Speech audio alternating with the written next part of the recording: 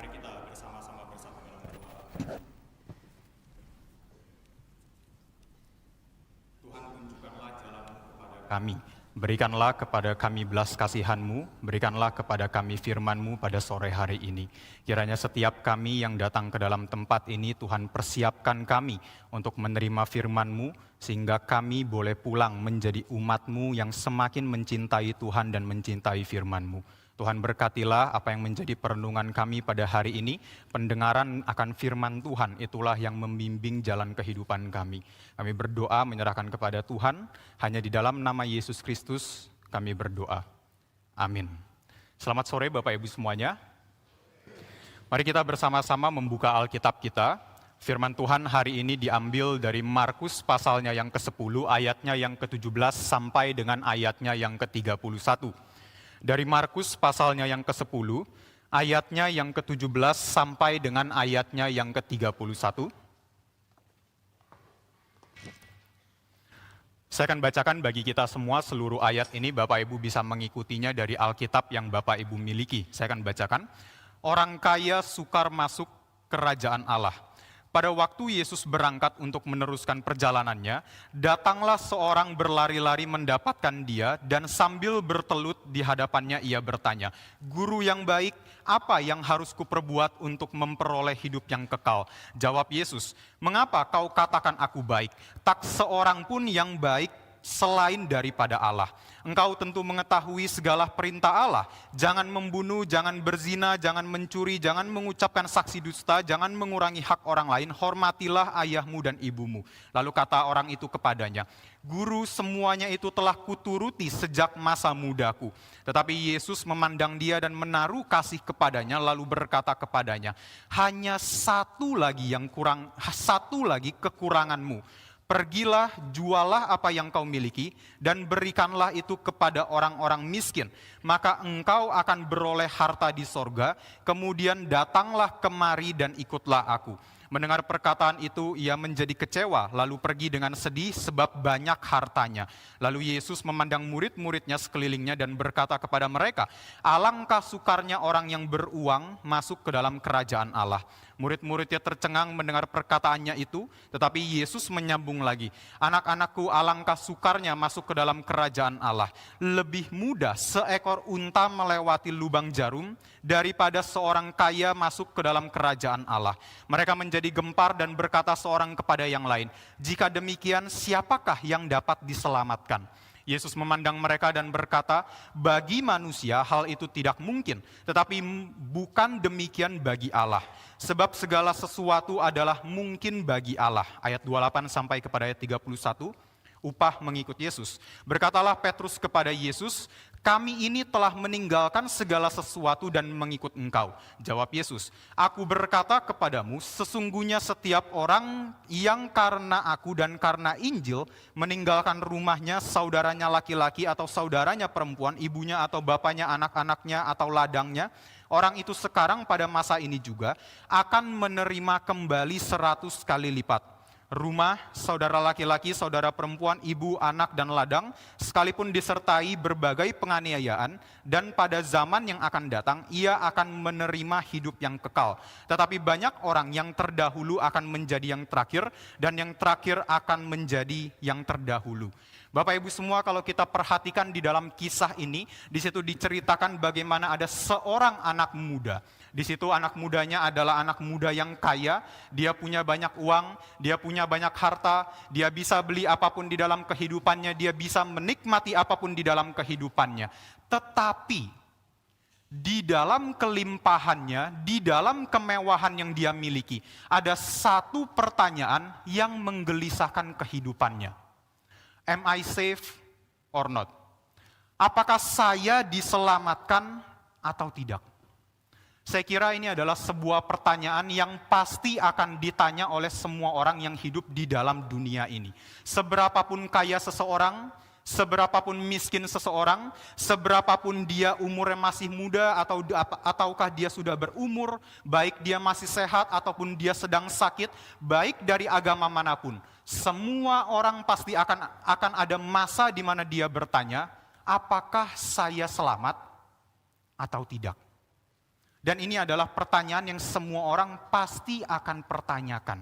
Maka anak muda ini di dalam kegelisahannya dia datang kepada Yesus Kristus dan dia mengatakan, "Guru yang baik, saya mau masuk ke dalam kerajaan surga.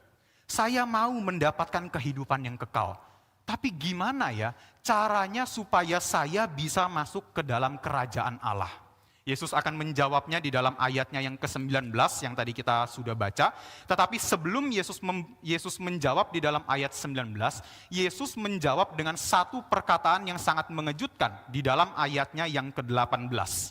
Yesus mengatakan, "Kenapa engkau panggil aku baik?"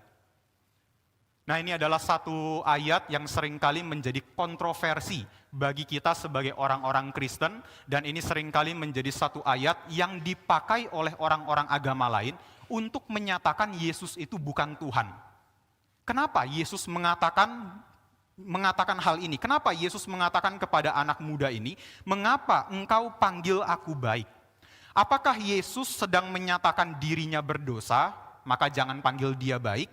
Ataukah Yesus itu sebenarnya bukan Tuhan, makanya Yesus mengatakan yang baik itu hanya Tuhan. Kenapa Yesus mengatakan hal demikian?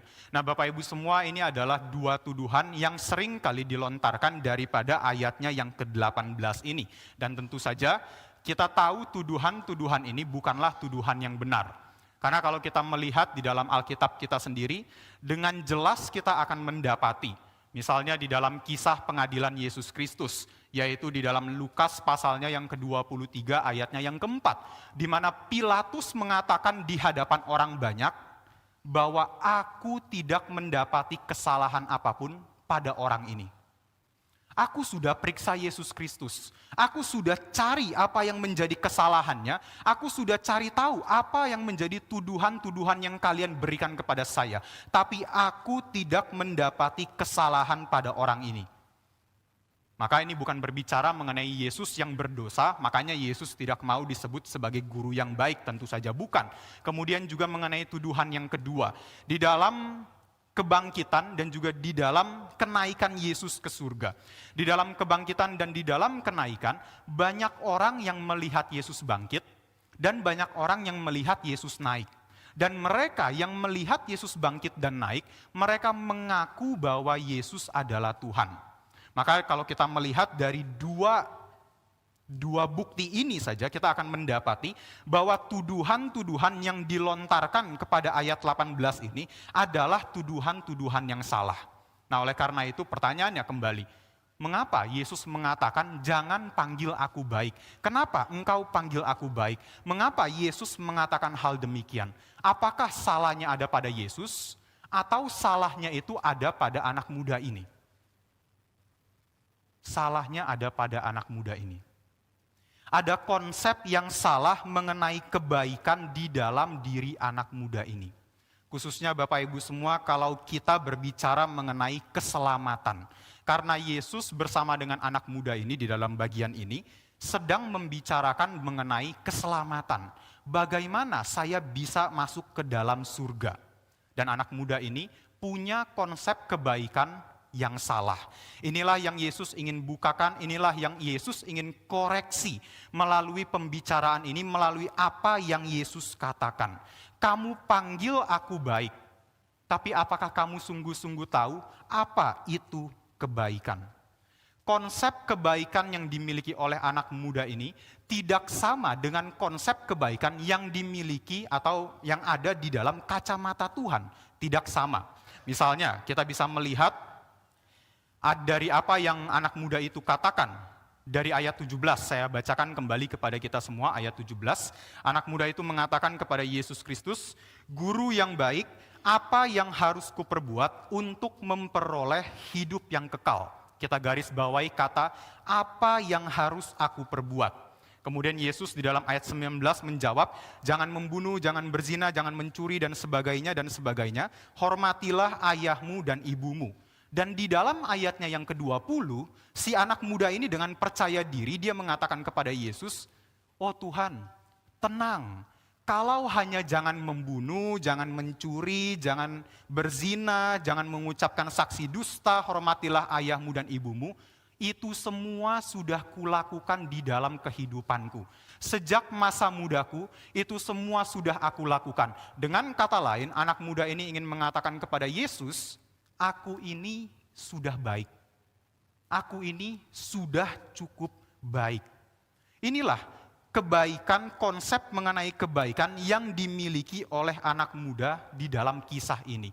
Yaitu baik atau masuk ke dalam kerajaan surga berdasarkan pada what shall I do? Apa yang harus saya lakukan? Kalau saya melakukan A, kalau saya melakukan B, kalau saya melakukan C, D, dan sebagainya, maka I am good enough. Saya sudah cukup baik dan saya layak untuk masuk ke dalam kerajaan surga.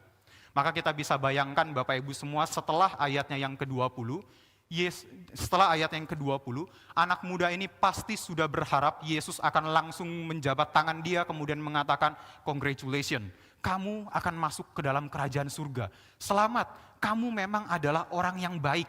Selamat, kamu memang adalah orang yang sungguh-sungguh baik di dalam kehidupanmu. Maka sekarang kamu akan masuk ke dalam kerajaan surga. Apakah itu yang menjadi jawab Yesus Kristus? Tidak loh Bapak Ibu, tidak. Malahan di dalam ayatnya yang ke-21, coba kita lihat ayat 21, malahan Yesus mengatakan kepada anak muda itu, satu hal lagi yang kurang daripadamu, jual dan bagikanlah hartamu. Disinilah Bapak Ibu semua perbedaan kebaikan di dalam kacamata Tuhan dan di dalam kacamata anak muda pada bagian ini. Di dalam kacamata anak muda ini, dia berpikir, oh semakin saya melakukan perbuatan baik, maka saya semakin baik pada diri saya. Kalau saya semakin baik pada diri saya, maka saya akan semakin dekat dengan surga. Gambarannya itu sama seperti kalau kita melakukan perbuatan baik, kita sedang membangun tangga menuju surga. Oh, saya bantu seorang nenek untuk menyeberang jalan, anak tangga pertama. Oh, saya membantu orang yang kesulitan makan, anak tangga kedua. Oh, saya membantu orang tua saya, anak tangga yang ketiga. Terus menerus melakukan perbuatan baik sampai anak tangganya banyak dan mereka pikir mereka akan selamat dengan anak tangga ini. Mereka akan mencapai surga dengan anak tangga ini. Inilah konsep kebaikan di dalam diri anak muda ini. Tapi apa yang Yesus katakan? Tidak. Tidak. Yang Yesus katakan adalah, satu hal lagi yang kurang daripadamu. Ini berbicara mengenai kesempurnaan. Ini berbicara mengenai perfection. Kamu melakukan 1000 perbuatan baik, tapi ada satu yang gagal, ada satu dosa di dalam kehidupanmu, sudah gagal. Kamu boleh melakukan 10.000 perbuatan baik, bagus. Tapi kalau ada satu kesalahan, satu dosa di hadapan Tuhan, itu sudah cukup dan engkau sudah layak untuk masuk ke dalam penghukuman yang kekal. Karena yang namanya sempurna, Bapak Ibu semuanya, bukan 99%. Sempurna harus 100%, bukan 99%. Bukan, oh cuma kurang satu kok Tuhan, saya sudah layak untuk masuk ke dalam kerajaan surga. Tidak, untuk masuk ke dalam kerajaan surga dibutuhkan kebaikan yang sempurna, yaitu 100%. Sebab itu kalau kita belajar di dalam doktrin reform dan kita melihat di dalam Alkitab, selamat bukan karena perbuatan baik. Ini sudah jelas kalau Bapak Ibu mengikuti katekisasi, atau kalau Bapak Ibu melihat daripada Alkitab dan sebagainya, Bapak Ibu akan menemukan bahwa kita sebagai manusia selamat bukan karena perbuatan baik. Selamat bukan karena usaha diri. Selamat bukan karena apa yang bisa kita lakukan, tapi kita selamat semata-mata hanya karena Kristus. Itulah kenapa ada hari Natal. Itulah kenapa ada Jumat Agung, ada Paskah. Ada kenaikan Yesus Kristus. Yesus menunjukkan satu-satunya jalan keselamatan hanya ada di dalam aku. Bukan di dalam perbuatan, bukan di dalam usahamu, tetapi satu-satunya jalan keselamatan adalah melalui Yesus Kristus semata-mata.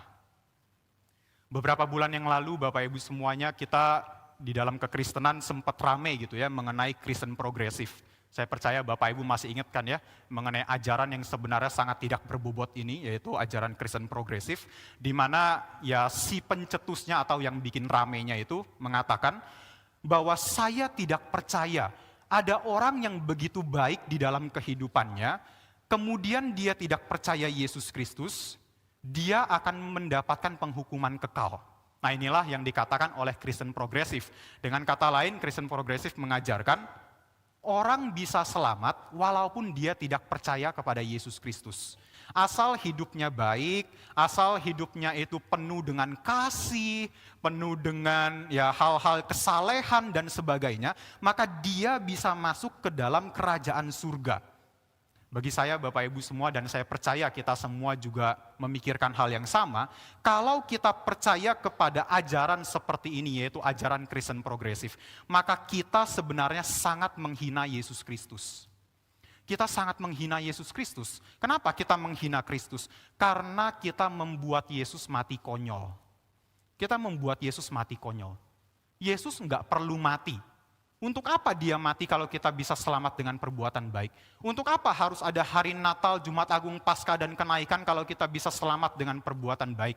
Gambarannya Bapak Ibu semua sama seperti kalau kita ingin menyeberangi sebuah jurang. Misalnya ada sebuah jurang di depan kita, kemudian Yesus datang dan Yesus mengatakan, "Hai anakku, aku mengasihi kamu, aku mencintai kamu, maka aku akan berkorban bagi kamu." Kemudian Yesus laying down, menidurkan dirinya atau ya Yesus laying down gitu ya, laying down di antara jurang tersebut untuk menjadi jembatan bagi kita, dan kita berjalan menginjak-injak tubuh Kristus. Ya gambarannya seperti itu, misalnya seperti itu. Kita berjalan menginjak-injak tubuh Kristus, kita berjalan-jalan mengelukai Yesus Kristus untuk bisa menyeberang kepada jurang tersebut. Tapi ketika kita sudah menyeberang kepada jurang tersebut, kita sudah sampai kepada seberang daripada jurang tersebut, dan kita lihat sekitar, ternyata Yesus membaringkan diri di sebelah jembatan. Kebayang ya Bapak Ibu semua, untuk apa Yesus membaringkan diri? Untuk apa Yesus membaringkan diri kalau misalnya ada jembatan yang bisa kita lewati? Untuk apa Yesus harus mati, datang ke dalam dunia ini, mati di atas kayu salib, kalau ternyata ada jalan lain menuju keselamatan? Tapi kita tahu kenyataan bahwa Yesus datang ke dalam dunia ini dan Yesus mati, Yesus bangkit dan Yesus naik ke atas surga, berarti tidak ada jalan lain selain daripada Yesus Kristus. Tidak ada jalan lain di dalam keselamatan selain daripada Yesus Kristus. Sebab itu, konsep kebaikan untuk menuju masuk ke dalam kerajaan surga yang benar, bukanlah what shall I do. Bukanlah apa yang harus saya lakukan di dalam kehidupan saya, tapi berbicara mengenai perfection. Dan ini hanya ada di dalam Tuhan. Hanya ada di dalam Kristus. Ketika kita berada di dalam Kristus, ketika kita bersatu dengan Kristus, yaitu union with Christ, inilah yang membawa kita kepada keselamatan. Inilah satu-satunya jalan yang membawa kita kepada kehidupan yang kekal. Pertanyaannya kalau kita kembali di dalam bagian ini, tapi Pak, kalau saya lihat di dalam bagian ini, kenapa ya, kok kayaknya Yesus mengajarkan perbuatan baik itu bisa menyelamatkan? Bukankah kalau anak muda di dalam bagian ini, dia jual hartanya, dia bagi-bagikan kepada orang-orang yang membutuhkan, bukankah dia akan mendapatkan keselamatan? Tidak Bapak Ibu semuanya, tidak. Yesus di dalam bagian ini tidak sedang mengajarkan perbuatan baik bisa menyelamatkan. Yesus sedang tidak mengajarkan bahwa kalau dia membagikan kepada orang miskin dia bisa mendapatkan keselamatan dan sebagainya. Tidak, melainkan Yesus di sini sekali lagi sedang membukakan isi hati daripada anak muda. Anak muda di dalam bagian ini, yaitu kita bisa lihat dari ayat 22. Di dalam ayat yang ke-22 di situ dituliskan, mendengar perkataan itu, ia menjadi kecewa, lalu pergi dengan sedih sebab banyak hartanya. Ini adalah respon anak muda ini ketika dia mendengarkan perkataan Yesus Kristus. Dia pergi dan kecewa. Yesus ingin membukakan bahwa Tuhan di dalam hati daripada anak muda ini sebenarnya bukanlah Tuhan yang sejati. Tapi Tuhan di dalam hati anak muda ini adalah hartanya. Adalah harta yang dia pegang, adalah harta yang dia miliki di dalam kehidupan mereka. Dan ini sudah pasti melanggar perintah Tuhan. Jangan ada Allah lain di hadapanku, sudah dilanggar. Kasihilah Tuhan Allahmu dengan segenap hatimu, dengan segenap jiwamu, dan dengan segenap akal budimu. Ini pun juga sudah dilanggar. Dan inilah yang Yesus ingin bukakan kepada anak muda ini. Yaitu Tuhanmu bukan saya. Tuhanmu adalah harta yang engkau pegang di dalam kehidupanmu. Bukankah ini adalah sesuatu yang sangat ironis Bapak Ibu semuanya? Anak muda di dalam bagian ini sudah melihat Yesus Kristus. Anak muda di dalam bagian ini sudah berhadapan dengan keselamatan. Anak muda di dalam bagian ini sudah sangat dekat dengan keselamatan. Tapi dia memilih meninggalkan keselamatan untuk berpegang kepada hartanya. Dia memilih membuang Tuhan yang sejati untuk berpegang kepada Tuhan yang palsu yang dia miliki di dalam kehidupannya. Dan sadarkah Bapak Ibu semuanya, sadar atau tidak sadar, kita seringkali sama seperti anak muda di dalam bagian ini. Berapa banyak daripada kita seringkali bertanya kepada Tuhan, Tuhan bagaimana saya bisa diselamatkan? Tuhan bagaimana saya bisa lebih baik lagi di dalam kehidupan saya? Tuhan bagaimana saya bisa lepas daripada dosa? Bagaimana saya bisa melayani-Mu? Lalu Tuhan sudah memberikan jawabannya. Percaya kepadaku, lepaskan kenyamananmu, lepaskan kecanduanmu, berhenti buang-buang waktu dalam kehidupanmu, carilah komunitas yang sehat dan sebagainya. Tetapi setelah kita mendengarkan perkataan Yesus, setelah kita mendengarkan jawaban daripada Yesus Kristus, apa yang biasanya kita lakukan? Wah Tuhan maaf ya, saya masih banyak urusan yang saya mau kejar. Oh Tuhan maaf ya, saya masih muda, saya mau bersenang-senang dulu. Oh Tuhan maaf ya, saya ini masih banyak hal yang ingin saya lakukan di dalam kehidupan saya. Kalau saya diminta pelayanan sekarang, wah kayaknya terlalu cepat Tuhan, nanti aja, nanti aja. Oh Tuhan kalau misalnya Engkau mau waktu saya sepenuhnya, wah nanti dulu Tuhan, saya masih mau mencari hal-hal yang nikmat di dalam kehidupan saya. Atau hal yang paling simpel, kita seringkali mengatakan, nanti ya Tuhan saya capek. Sekarang saya mau istirahat dulu, besok aja. Tapi setiap hari ngomongnya besok aja. Inilah Bapak Ibu semua yang sering kali kita lakukan di dalam kehidupan kita. Ada hal-hal yang menjerat di dalam kehidupan kita. Dan anak muda di dalam bagian ini, kita seperti anak muda di dalam bagian ini. Anak muda ini terjerat dengan hartanya. Itulah sebabnya Yesus mengatakan di awal, di dalam ayatnya yang ke-18, kenapa kamu panggil aku baik? Karena aku ini bukan Tuhanmu. Kamu panggil aku baik, seolah-olah aku adalah Tuhanmu, padahal aku bukanlah Tuhan di dalam kehidupanmu. Yang menjadi Tuhan di dalam kehidupanmu adalah hartamu dan bukan aku. Adalah kepemilikanmu dan bukan aku. Kemudian setelah anak muda ini pergi, Yesus melihat kepada para murid. Di dalam ayat 23 sampai kepada ayat 25, Yesus melihat kepada murid dan Yesus mengatakan, lebih mudah seekor unta masuk ke dalam lubang jarum daripada orang kaya masuk ke dalam kerajaan Allah. Nah Bapak Ibu semua mengenai penafsiran ini saya tidak tahu Bapak Ibu pernah mendengar atau tidak, tapi penafsiran yang paling common biasanya orang akan mengatakan, oh di Israel pada hari itu ada pintu kecil, pintu yang sangat kecil dan pintu itu bernama lubang jarum. Lalu pintu tersebut bisa sih dilewati oleh manusia, tapi kalau unta mau lewat sebenarnya bisa, tapi sangat sulit. Jadi kalau unta mau lewat, dia harus lepaskan terlebih dahulu barang bawaannya pada tubuhnya. Dia harus lepaskan terlebih dahulu segala sesuatu yang dia bawa pada punuknya. Dan setelah dia sudah lepaskan, dia pun nggak bisa langsung masuk. Dia harus berlutut terlebih dahulu, lalu berjalan pelan-pelan dengan lututnya, baru masuk ke dalam pintu lubang jarum tersebut. Nah, Bapak Ibu semua, biasa kita seringkali mendengarkan tafsiran seperti ini, kemudian di dalam tafsiran tersebut dikatakan, nah itulah lebih mudah unta masuk ke dalam lubang jarum daripada seorang kaya masuk ke dalam kerajaan Allah. Kenapa? Karena orang kaya tidak mau melepaskan hartanya, sama seperti unta melepaskan beban yang ada pada tubuhnya. Karena orang kaya terus-menerus berpegang kepada hartanya, tidak mau melepaskan dan berlutut merendahkan diri di hadapan Tuhan dan sebagainya.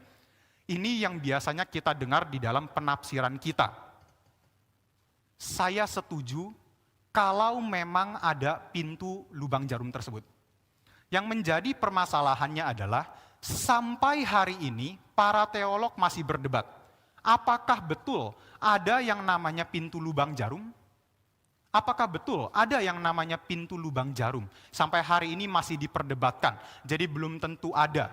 Dan kalau Bapak Ibu pernah pergi ke Israel, Bapak Ibu mungkin akan dibawa gitu ya oleh tour guide-nya, wah inilah pintu lubang jarum. Kemudian kita lihat, wah ini dia apa yang dikatakan oleh Markus pasalnya yang ke-10. Belum tentu loh Bapak Ibu. Itu bisa saja menjadi pintu yang dibikin for tourism, untuk turis. Untuk supaya kita yang mau ke sana, kita bisa melihat pintu lubang jarum tersebut, dan kita senang melihat pintu tersebut. Tetapi sekali lagi, para teolog masih memperdebatkan, apakah betul ada yang namanya pintu lubang jarum? Maka Bapak Ibu semuanya, kalau Bapak Ibu, maka itu Bapak Ibu semuanya, bagi saya itu adalah satu tafsiran yang sebenarnya kurang bisa dipertanggungjawabkan. Karena belum tentu ada pintu lubang jarum tersebut. Kalau memang ada, saya sangat setuju dengan penafsiran tersebut. Tapi kalau belum tentu ada, saya kira itu adalah satu penafsiran yang kurang bisa dipertanggungjawabkan. Nah lalu Pak, kalau begitu bagaimana? Bagaimana kita bisa mengerti ayat di dalam bagian ini? Nah Bapak Ibu semua, beberapa teolog setuju bahwa Yesus di dalam bagian ini most likely sedang menggunakan gaya bahasa hiperbola. Most likely Yesus di dalam bagian ini sedang menggunakan gaya bahasa hiperbola, yaitu gaya bahasa yang dibesar-besarkan. Misalnya sebagai contoh, Bapak Ibu punya teman yang selalu bangunnya kesiangan? Punya ya, pasti punya ya. Entah pasangan kita, entah anak kita, entah teman-teman kita, bangunnya selalu kesiangan. Kemudian, kalau Bapak Ibu tiba-tiba menerima WA, misalnya dari teman Bapak Ibu yang suka bangun kesiangan menerima WA, dan isi WA-nya adalah, yuk kita jogging jam 5 pagi. Bapak Ibu percaya gak? Enggak kan ya? Most likely kita enggak akan percaya. Dan ketika kita enggak percaya, mungkin kita akan balas kepada teman kita, wah saya lebih percaya Yesus datang duluan daripada kamu bisa bangun jam 5 pagi, lalu kita pergi jogging bareng. Wah saya lebih percaya langit terbelah menjadi 2, daripada kamu itu bangun jam 5 pagi dan kita pergi jogging bareng. Inilah yang sering kali kita katakan ketika kita tidak percaya. Kita menggunakan gaya bahasa hiperbola. Dan inilah juga yang Yesus sedang pakai di dalam bagian ini. Lubang jarum adalah lubang yang sangat kecil. Dan unta adalah hewan di dalam kehidupan sehari-hari mereka yang paling besar. Dibandingkan dengan keledai, dengan kuda, unta pasti adalah hewan yang paling besar. Dan Yesus mengatakan, unta yang besar ini lebih mudah masuk ke dalam lubang jarum yang sangat kecil ini daripada orang kaya masuk ke dalam kerajaan Allah. Lebih mudah, lebih mudah. Dan inilah yang Yesus sedang ingin katakan di dalam bagian ini, yaitu menggunakan gaya bahasa hiperbola. Lalu di dalam ayat 26 sampai kepada ayat 27, respon daripada para murid. Nah ini respon yang sangat menarik, saya ajak Bapak Ibu untuk melihat. Respon daripada para murid di dalam ayatnya yang ke-26 sampai ayat 27, para murid gempar, para murid menjadi kaget, dan para murid mengatakan, kalau begitu siapa yang bisa selamat? Orang kaya saja susah masuk ke dalam kerajaan surga. Apalagi kita orang-orang yang miskin. Nah ini kira-kira apa yang ada di dalam pikiran daripada para murid. Kenapa? Karena pada hari itu ada satu pandangan umum yang mengatakan bahwa orang kaya adalah orang-orang yang setia kepada Tuhan, maka Tuhan berkati dia menjadi orang kaya. Berarti kalau dia setia kepada Tuhan, dia diberkati oleh Tuhan, dia menjadi orang kaya. Orang kaya ini adalah kandidat kerajaan sorga. kandidat warga di dalam kerajaan sorga. Sedangkan orang yang miskin biasanya dianggap sebagai orang yang kurang setia kepada Tuhan, orang-orang yang dikutuk oleh Tuhan, kemudian ya karena dia miskin, dia dikutuk oleh Tuhan, kurang setia kepada Tuhan, maka dia, orang-orang miskin ini, adalah kandidat di dalam neraka. Orang-orang calon daripada orang-orang yang akan menerima penghukuman kekal daripada Tuhan. Misalnya ini kita bisa lihat juga daripada Lukas pasalnya yang ke-16 ayatnya yang ke-14. Di mana Yesus di dalam ayat 13 mengatakan, tidak bisa seseorang memiliki dua tuan. Tidak bisa seseorang menyembah kepada Mamon lalu menyembah kepada Allah. Dan di dalam ayat 14-nya, Lukas 16 ayat yang ke-14, di situ dikatakan, orang-orang Farisi mencemooh Yesus Kristus karena kemiskinannya. Karena kemiskinannya. Orang-orang Farisi merasa, saya ini masuk surga. Saya ini adalah orang kaya. Saya ini adalah orang-orang yang pasti mendapatkan kehidupan yang kekal. Sedangkan Yesus adalah orang yang miskin. Maka mereka mencemooh Yesus Kristus. Dan itulah kenapa kalau kita mengerti konteksnya, itulah kenapa para murid bingung. Kalau gitu siapa yang bisa selamat? Orang yang kaya saja, yang berarti diberkati oleh Tuhan saja, dia susah masuk ke dalam kerajaan Allah, apalagi kita orang-orang yang miskin. Nah Bapak Ibu semuanya, memang kalau kita melihat di dalam Alkitab, ada orang-orang seperti Abraham dan Ayub, yaitu orang-orang yang begitu setia kepada Tuhan, begitu percaya, begitu cinta kepada Tuhan, dan Tuhan kasih berkatnya. Tuhan memberkati mereka dengan berlimpah-limpah, mereka punya banyak hal di dalam kehidupan mereka. Iya, ada orang-orang seperti Abraham, ada orang-orang seperti Ayub. Tapi di dalam Alkitab, apakah ada orang-orang yang begitu setia kepada Tuhan, tapi tetap miskin dalam hidupnya? Banyak loh Bapak Ibu, banyak. Paulus, kurang setia apa Paulus sama Tuhan? Tuhan suruh kemana, dia jalan. Tuhan mau dia melakukan apa, dia jalan. Tapi dia miskin. Lazarus, miskin sampai mati, tapi mati masuk ke dalam kerajaan surga.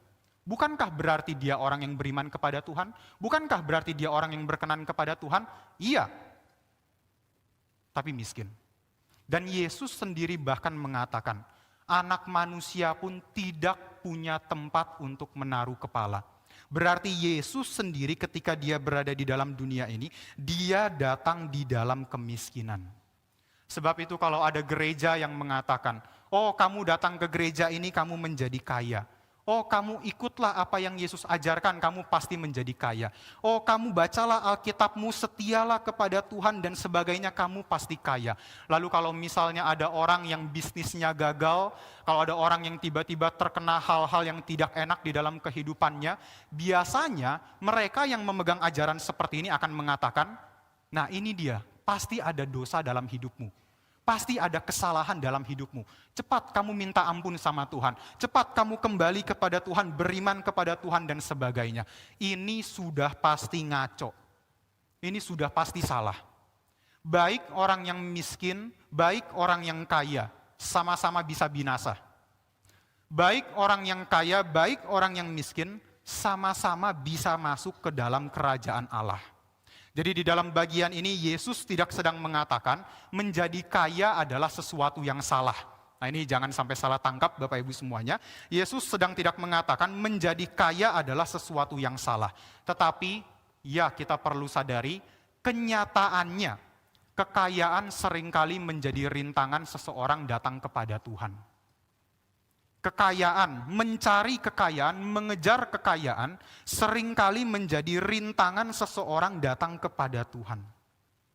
Misalnya di dalam Matius 6 ayat yang ke-21, di mana hartamu berada, di situ hatimu berada. Berarti harta itu seringkali menuntut kesetiaan hati kita. Harta itu menuntut kesetiaan hati kita. Itulah kenapa enggak heran, banyak daripada kita yang seringkali bekerja mati-matian, tidak tahu istirahat, tidak tahu menikmati kehidupan, tidak mau ya enjoying life, tidak mau jalan-jalan dan sebagainya. Kenapa? Karena kita mungkin mengejar harta terlalu parah di dalam kehidupan kita. Mungkin harta menjadi berhala di dalam kehidupan kita. Ini sangat bisa terjadi di dalam kehidupan kita.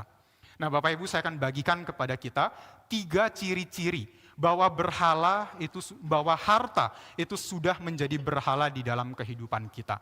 Ciri-ciri yang pertama, jikalau nilai diri kita atau nilai hidup kita dihitung dari harta.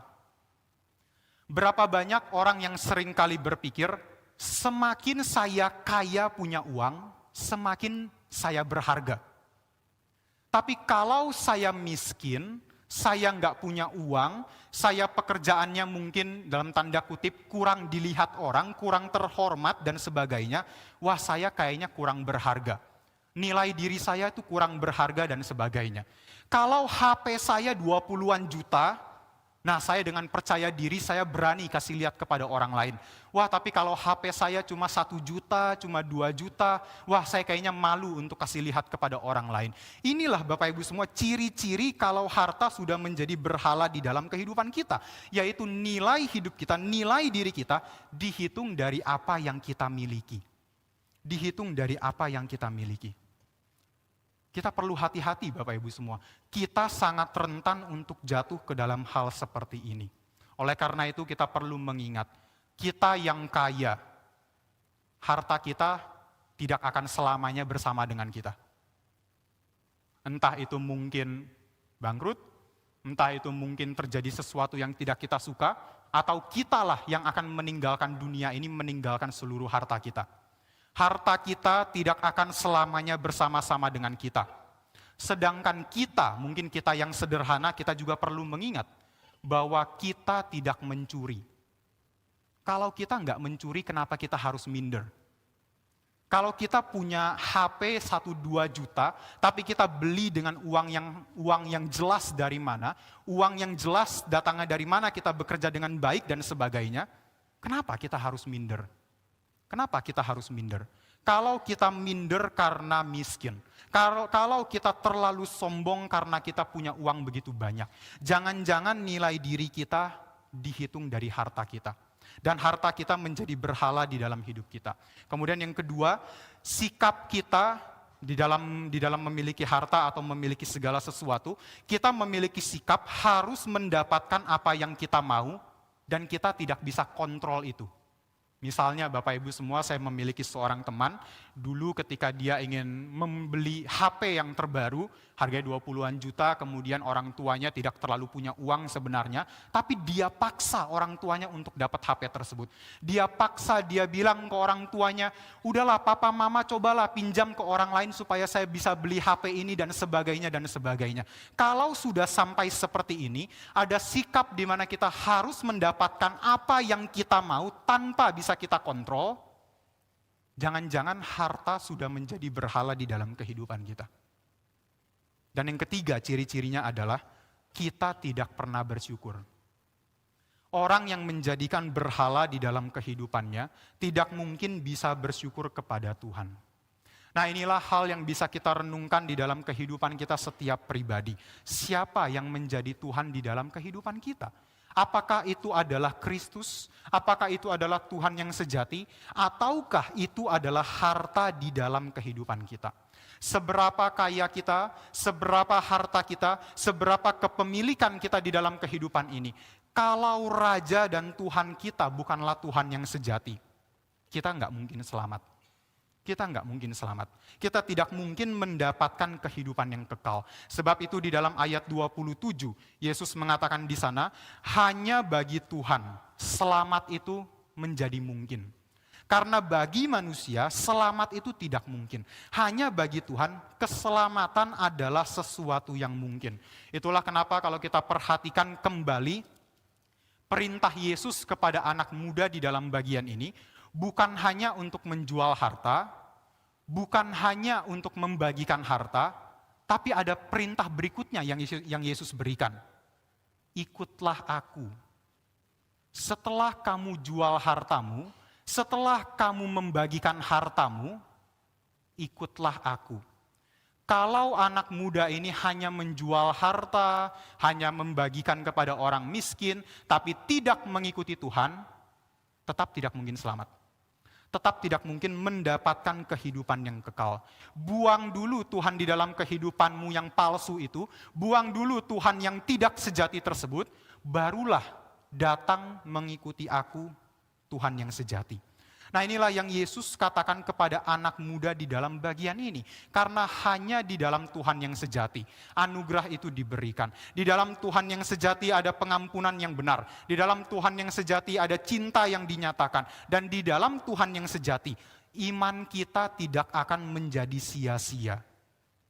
Maka Petrus di dalam ayatnya yang ke-28, Yesus mengatakan kepada Yesus, kami ini telah meninggalkan segala sesuatu dan mengikut Engkau. Kami ini loh Tuhan, kami sudah meninggalkan segala sesuatu, perahu kami sudah kami tinggalkan, ikan-ikan kami sudah kami tinggalkan, jala-jala kami sudah kami tinggalkan, dan sekarang kami sudah mengikuti Engkau. Dan Yesus mengatakan di dalam ayat 29 dan ayatnya yang ke-30, kamu akan menerimanya kembali. Ini adalah janji Tuhan Bapak Ibu semua. Ini berbicara mengenai reward dari Tuhan. What you live for God, God will replace. Apa yang engkau serahkan kepada Tuhan, apa yang engkau berikan untuk Tuhan, apa yang engkau korbankan di dalam mengikuti Tuhan, God will replace. Tuhan akan memberikannya kembali. Nah Bapak Ibu semua, mengenai hal ini tentu, ya saya tahu ini adalah satu hal yang sangat sulit untuk dilakukan. Kita seringkali di dalam kehidupan ini, kalau kita berbicara mengenai berkorban bagi pekerjaan Tuhan, bayar harga di dalam mengikuti Tuhan, kemudian ya di dalam kita memberikan segala sesuatu di dalam mengikuti Tuhan, kita seringkali memiliki ketakutan-ketakutan di dalam kehidupan kita. Oh kalau saya berkorban, nanti bagaimana ya hidup saya ke depannya? Wah kalau saya kasih ini kepada dia, bagaimana ya nanti masa depan saya?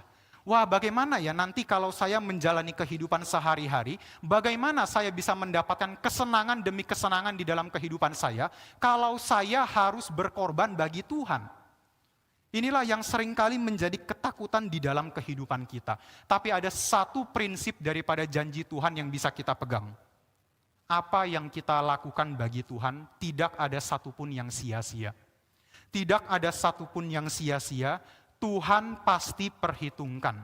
Bahkan Tuhan Yesus mengatakan, Dia akan memberikannya 100 kali lipat. Nah Bapak Ibu semua, mengenai 100 kali lipat, kita perlu hati-hati. Ini seringkali menjadi satu ayat yang disalah tafsirkan atau disalahgunakan. Khususnya oleh orang-orang yang memegang teologi prosperity gospel. Ada dua kesalahan yang biasanya mereka lakukan. Kesalahan pertama, mereka ganti konteks. Di dalam konteks ayat ini, Yesus berbicara mengenai rumah, saudara laki-laki, saudara perempuan, ibu, bapaknya, anak-anaknya, atau ladangnya, dan sebagainya. Sedangkan melalui prosperity gospel, mereka ganti konteksnya selalu diubah soal uang. Dan ini sangat menyedihkan Bapak Ibu semua.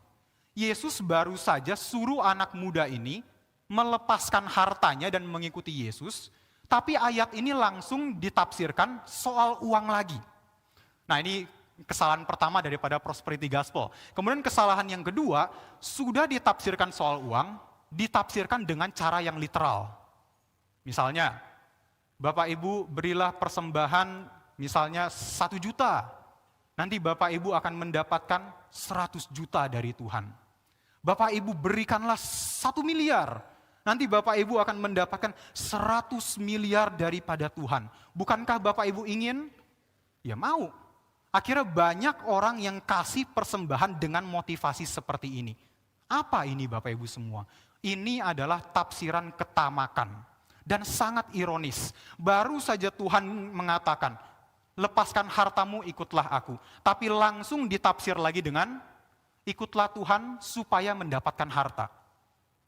Berikanlah kepada Tuhan supaya hartamu berlipat ganda. Sangat ironis Bapak Ibu semua kalau kita melihat tafsiran seperti ini. Padahal kalau kita lihat secara konteks, ini bukan bicara mengenai uang. Tapi ini bicara mengenai rumah, mengenai orang tua, mengenai saudara laki-laki, saudara perempuan, dan sebagainya, dan sebagainya. Kemudian, kalau kita tafsirkan secara literal, ini juga adalah sesuatu yang nggak mungkin. Pertama, ya kalau soal yang pertama sih masih mungkin ya, 100 rumah, mungkin saja ada orang yang punya 100 rumah. Tapi 100 orang tua kan nggak mungkin ya Bapak Ibu. 100 orang tua, 100 anak, 100 saudara, kan ini semua adalah sesuatu yang tidak mungkin.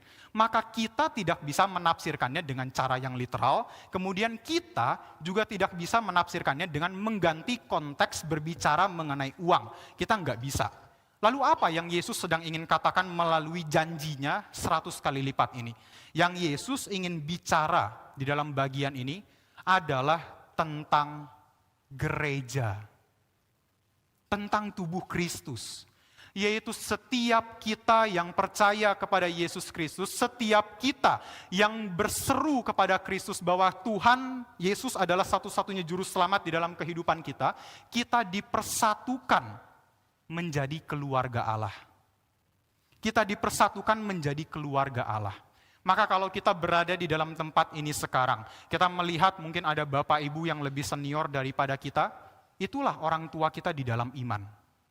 Kalau kita melihat mungkin ada yang seumuran dengan kita, ya itulah saudara-saudari kita di dalam iman. Dan kalau kita melihat anak-anak sekolah minggu yang begitu baik, yang begitu lucu di luar sana, itulah anak-anak kita di dalam iman. Karena kita sudah dipersatukan di dalam keluarga Allah. Bahkan Bapak Ibu semuanya, rumah pun akan dibukakan kepada kita semua sebagai saudara-saudari di dalam iman. Sebagai contoh, misalnya Paulus. Paulus ketika dia melayani, dia tidak punya rumah. Lalu dia melayani, dia tinggal di mana? Dia tinggal di rumah-rumah jemaat. Dia tinggal bersama dengan orang-orang di sana. Dia tinggal dengan saudara-saudari seiman di dalam Kristus. Dan kalau Bapak Ibu misalnya ikut di dalam KKR regional, Bapak Ibu boleh angkat tangan siapa yang pernah ikut KKR regional? Ya, terima kasih, masih sangat sedikit. Saya harap lebih banyak lagi daripada Bapak Ibu yang ikut KKR regional. Karena di dalam KKR regional, Bapak Ibu baru bisa melihat bagaimana janji Tuhan ini digenapi dengan begitu baik, dengan begitu baik oleh Tuhan.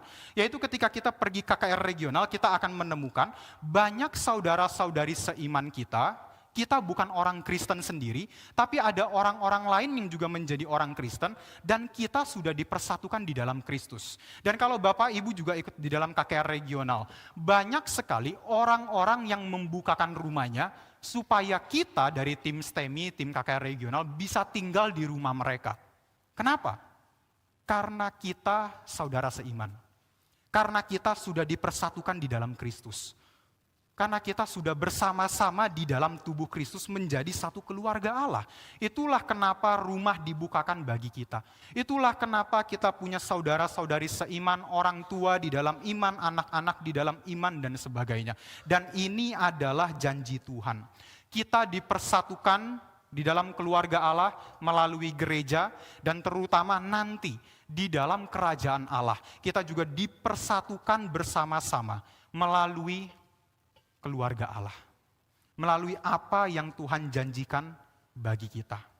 Dan yang terakhir di dalam ayat 31, di situ Yesus mengatakan, banyak orang yang terdahulu akan menjadi yang terakhir, dan yang terakhir akan menjadi yang terdahulu. Yang terdahulu di dalam bagian ini adalah orang-orang yang mungkin di dalam dunia ini sangat dihormati. Dia punya kekayaan yang begitu banyak. Kita seringkali melihat orang kaya lalu kita menghormati. Padahal kita nggak tahu untuk apa menghormati orang kaya. Kenapa kita harus menghormati orang kaya? Apa keharusan kita menghormati orang kaya? Tidak ada keharusan. Tapi pada kenyataannya banyak daripada manusia di dalam dunia ini. Lihat orang kaya, hormat. Lihat orang kaya, tunduk. Lihat orang kaya tidak berani melakukan apapun. Kita sangat menghormati orang kaya. Dan Tuhan mengatakan, mereka akan menjadi yang terakhir. Kenapa? Karena orang-orang kaya ini, orang-orang yang sepertinya punya jabatan, punya kedudukan, punya kemewahan dan kehormatan, dia tidak berani melepaskan itu semua untuk mengikuti Tuhan. Sedangkan ada orang yang kedua, yaitu orang-orang yang disebut sebagai yang terakhir. mengacu kepada orang-orang yang tidak terlalu dianggap di dalam dunia ini, mengacu kepada orang-orang yang tidak terlalu penting mungkin bagi kita di dalam dunia ini. Dia mungkin hanya melakukan pelayanan secara diam-diam, dia mungkin hanya bekerja bagi nama Tuhan secara diam-diam, tapi Tuhan mengatakan, orang ini akan menjadi yang terdahulu. Karena orang ini berani melepaskan segala sesuatu untuk mengikuti Tuhan. Banyak orang di dalam dunia ini mungkin di dalam konteks kita sebagai gereja, sebagai orang Kristen. Banyak kita seringkali mengatakan, oh saya mau dipakai Tuhan, saya mau menjadi alat Tuhan. Tapi tidak rela melepaskan apa yang kita miliki. Tapi tidak rela berkorban di dalam pelayanan. Mau pelayanan, perhitungan setengah mati. Mau pelayanan, lihat dulu pelayanannya dihormati atau tidak. Kalau tidak dihormati, wah saya tidak mau pelayanan. Kalau saya mau pelayanan, saya rugi, wah saya nggak mau pelayanan. Kalau kita seperti itu, nggak mungkin Tuhan pakai kita. Nggak mungkin kita akan menjadi alat Tuhan. Nggak mungkin kita bisa menjadi orang Kristen yang baik di hadapan Tuhan. Karena kita tidak berani melepaskan apa yang merintangi kita untuk datang kepada Tuhan. Kiranya Tuhan memberkati kita semua, kiranya firman Tuhan ini boleh menjadi satu lagi pengingat bagi kita. Bagaimana kita sebagai orang Kristen harus hidup di dalam dunia ini, melihat Tuhan sebagai satu-satunya sumber keselamatan, dan kita rela melepaskan segala sesuatu di dalam mengikuti Tuhan. Tuhan memberkati, mari kita berdoa.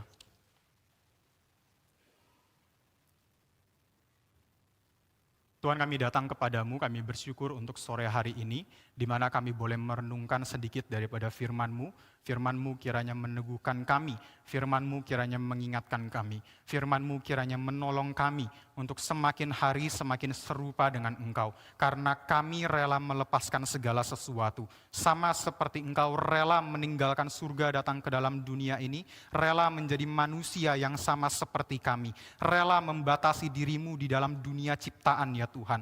Dan kami sungguh bersyukur bahwa Engkau pun bahkan rela mati di atas kayu salib di tangan orang-orang yang berdosa. Orang-orang yang harusnya mati, tapi mereka justru membunuh orang yang harusnya tidak mati. Ya Tuhan, kami bersyukur kami memiliki Allah seperti Engkau. Kiranya Tuhan tolonglah kami boleh menjadi orang-orang yang rela melepaskan segala sesuatu untuk Tuhan. Tidak merintangi kami untuk berjalan kepada Tuhan. Tidak merintangi kami untuk melihat pekerjaan Tuhan. Tapi kami boleh sungguh-sungguh datang kepada Tuhan dan bekerja di dalam ladang-Mu ya Tuhan. Kami berdoa, kami menyerahkan hidup kami ke dalam tangan Tuhan. Tuhan pimpinlah kami masing-masing. Hanya di dalam nama Yesus Kristus kami berdoa. Amin.